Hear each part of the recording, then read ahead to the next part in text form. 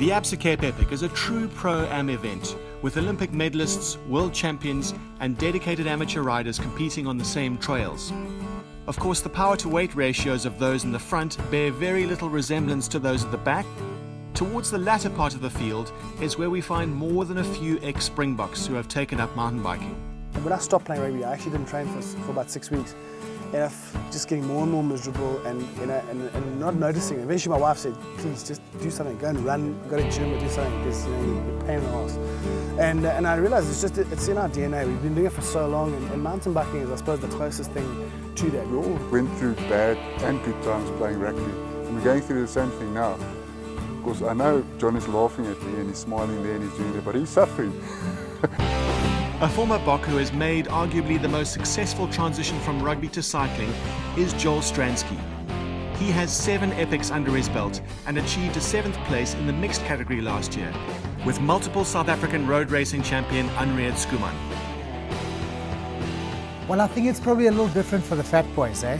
And the big fellas, I mean, they really do suffer. I mean, lugging 100, 115 kilograms up a mountain is unfathomable for us smaller guys. It's just, I mean, it's hats off to them. It's an incredible journey that they embark on every year, particularly for the Epic. For Joel, the Epic is serious business, and the question must be asked, what are his and Anriette Schoeman's ambitions in the mixed category this year?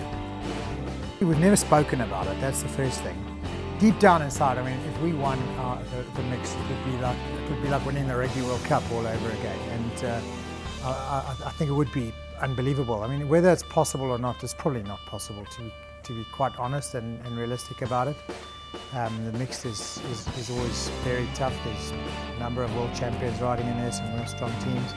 But you know, we'll go out and have a go. South Africa's 1995 Rugby World Cup victory not only brought a team together, but an entire nation.